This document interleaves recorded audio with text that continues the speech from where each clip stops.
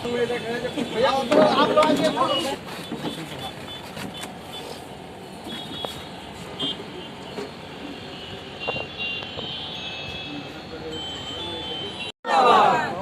चौहान, हरि भाई पटेल, आम जनता पार्टी, आम जनता पार्टी, मनोज बेनपाल जिंदाबाद, हरि भाई पटेल जिंदाबाद। देखेंगे 31 अक्टूबर तक उत्तर प्रदेश में सिर्फ और सिर्फ आपको आम जनता पार्टी इंडिया नजर आएगी। क्यों? हरि भाई पटेल जिंदाबाद, हरि भाई पटेल जिंदाबाद। एक बात मैं आपको और अवगत करा देना चाहता हूं, जब भी नई सरकारें बनी हैं तो लोग चौंक गए हैं। जिस प्रकार से मायावती की एक बार सरकार आई थी, दिल्ली में केजरीवाल की सरकार आई थी, जिस प्रकार इंदिरा गांधी हारी थी, उसी बार इस बार उत्तर प्रदेश में भारतीय जनता पार्टी सरकार को हम नाबूद करेंगे। क्यों?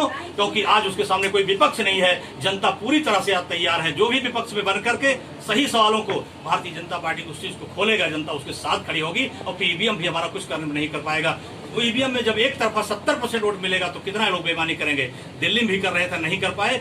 पश्चिम बंगाल भी कर पाए, नहीं कर पाए। 70% वोट जब आम जनता पार्टी इंडिया के खाते में गिरेगा तो कैसे ईवीएम कुछ? प्रदेश के सारी सीटों पे आप अगर अपनी पार्टी लड़ाएंगे, गठबंधन के थ्रू आएंगे? हम उत्तर प्रदेश के 403 सभी सीटों पर चुनाव लड़ाएंगे। एक कंडीशन ऐसा है क्योंकि समाज में बहुत सारे वर्ग की छोटी छोटी पार्टियां बनी हुई हैं। यदि वो हमारे साथ आते हैं तो नवंबर में इसकी सूचना हम आपको देंगे कि हमारे साथ 100 ऐसी सीटें होंगी जिस पर अभी हमारी पार्टी राष्ट्रीय कार्यकारिणी विचार कर रही है। हम छोटी पार्टियों को 2, 4, 5, 10 सीटें लड़ेंगे, लेकिन आम जनता पार्टी इंडिया किसी भी सूरत हाल में 300 से कम सीटों पर नहीं लड़ेगी।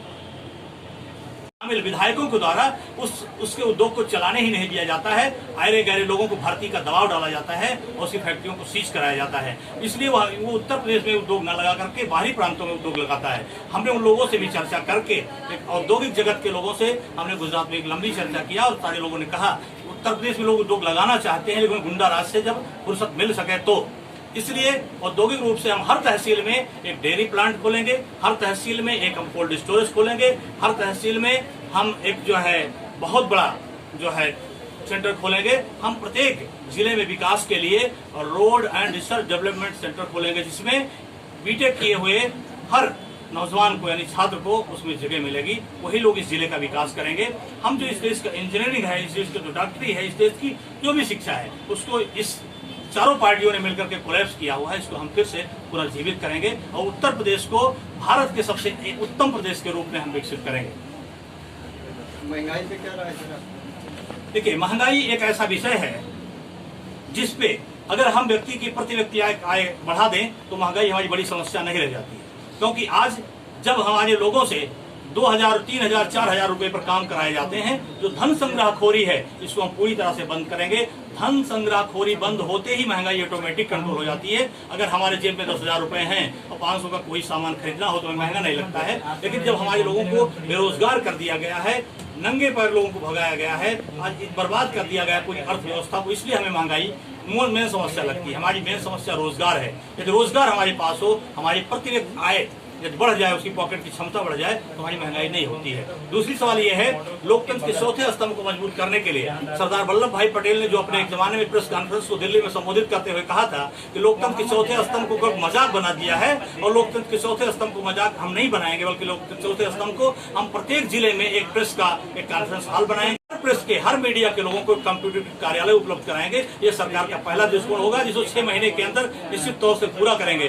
किसी भी मीडिया कर्मी के ऊपर आम जनता पार्टी इंडिया की सरकार आने के बाद किसी की हिम्मत नहीं होगी, चाहे वो कोई किसी पार्टी का विधायक हो, हमारे पार्टी का भी विधायक अगर है, अगर उसने किसी पत्रकार पर हमला किया तो मैं आप लोगों के बीच में वादा करता हूं, पूरे देश की जनता के सामने वादा करता हूं, सबसे पहले उसे जेल जाना होगा। क्योंकि बगैर लोकतंत्र को स्तंभ किए हुए हम जनता की समस्याओं का समाधान नहीं कर सकते हैं। हमारी आज कानून व्यवस्था, आज जो हम पूरा प्रशासनिक व्यवस्था चलाते हैं, फिर भी उसमें अपराध होते रहते हैं। मैं देखता हूं कई जगहों पर जब लोगों के नामांकन पत्र छीन लिए जाते हैं, जिला पंचायतों में लोग फार्म नहीं डालने दिए जाते हैं, तो आप जैसे मीडिया कर्मी भाई ही होते हैं जो उनकी समस्या को उठाते हैं। जहां नेता भी हिम्मत नहीं कर पाता आवाज बुलंद कर पाने का, विपक्ष का नेता डर जाता है कि जेल भेज दिया जाऊंगा, उस समय हमारे मीडिया कर्मी अपने जान की बाजी लगा करके उठाते हैं। इसलिए हम लोकतंत्र के चौथे स्तंभ को मजबूत करेंगे। इसको मैनिफेस्टो में स्थान भी मैं दे रहा हूँ। पेट्रोल डीजल की जो बढ़ती कीमतें हैं, अभी जो बैठक हुई कि जो पेट्रोल डीजल जीएसटी के दायरे में नहीं आ पाया बैठक में, और जबकि शादियों पर जीएसटी लगा दी गई है, क्योंकि शादियों का हिसाब की किताब ये बनता है कि इंसान अपनी लड़की की शादी के लिए बचपन से बचा के रखता है, कुछ उधार लेता है, कर्ज लेता है, किस हाल में शादी करता है, उस पर जीएसटी लग सकती है, लेकिन पेट्रोल और डीजल जो है जीएसटी से बाहर। देखिए, पेट्रोल डीजल सहित हम सारी चीज पर जीएसटी लेंगे।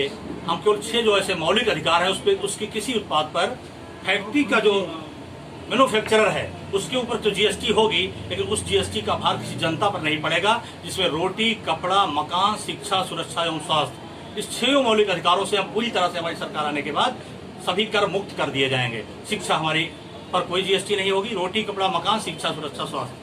सर ऐसा ये हम पूछ रहे हैं कि जैसे बीजेपी इस समय बहुत मजबूत पार्टी उभर के सामने आई है, तो उससे किस तरीके से आप लड़ेंगे?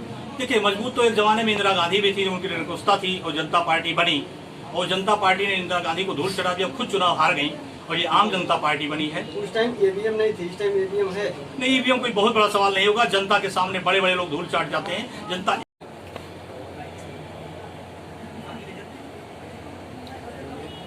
आम जनता पार्टी इंडिया के कार्यालय का आज हमने उद्घाटन किया है लखनऊ गोमती नगर में। मेरा नाम हरिभाई पटेल है, मैं इस पार्टी का राष्ट्रीय अध्यक्ष हूँ। हमारे दाहिने पार्टी के राष्ट्रीय महासचिव हमारे मंजूबेन पाल जी हैं, जो उत्तर प्रदेश के प्रभारी हैं, और हमारे उत्तर प्रदेश के अध्यक्ष भाई गुड्डू सिंह चौहान जी हैं, और हमारे देवनारायण पाठक जी राष्ट्रीय महासचिव हैं। हमारे जोनल कोऑर्डिनेटर भाई नवल किशोर पाल जी हैं। हमारे भाई रमेश बैस जी हैं, जो व्यापार सभा के प्रदेश अध्यक्ष हैं। हमारे गौड़ साहब हमारे साथ जुड़े हैं बहुत, और हमारी सभी बहनें हैं। हमारे पटेल जी हैं, हमारे बंसल जी हैं। आज पूरी टीम एकदम से तैयार हो गई है 2022 का चुनाव लड़ने के लिए। उसकी तैयारी हमने पूरा कर लिया है, और पूरे प्रदेश में जल्दी ही 1 अक्टूबर के आसपास हम 9 रथ एक साथ रवाना कर रहे हैं, जो 15 अक्टूबर के पहले पूरे प्रदेश के 349 तहसीलें और 826 विकास खंडों पर हमारे बोर्ड और बैनर लगेंगे। हम हर विधानसभा क्षेत्र में अपने 5000 घोषणा पत्र दे रहे हैं, जिसमें हम यह वादा कर रहे हैं कि हम हर विधानसभा क्षेत्र से न्यूनतम 5000 लोगों को रोजगार देंगे। शिक्षा के सवाल पर मेरा ये कहना है कि हर प्राइमरी विद्यालय में को हम मॉडल बनाएंगे और उसको एक कंप्यूटर ट्रेनर सहित 7 अध्यापक रखेंगे। 5 क्लास होते हैं, 1 2 3 4 5, यानी पांचों के हमारे अलग अलग कक्षा अध्यापक होंगे, और प्रिंसिपल और कंप्यूटर ट्रेनर अलग से होगा। हम शिक्षा को इस ढंग से सुधार करेंगे।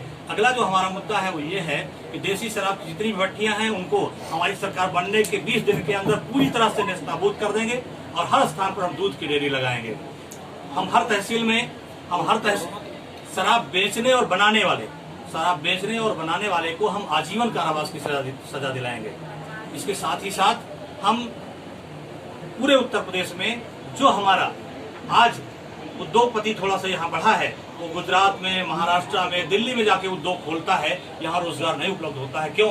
हमारे उद्योगपतियों की सारी की एक पीड़ा है। वो ये पीड़ा ये है कि उत्तर प्रदेश में जो वो चीनी मिल डालता है, कोई उद्योग डालता है, तो उसे यहाँ के सत्ता पक्ष के विधायकों के द्वारा, चाहे वो बसपा की रही हो, चाहे वो कांग्रेस की रही हो, चाहे वो भाजपा की रही हो, चाहे वो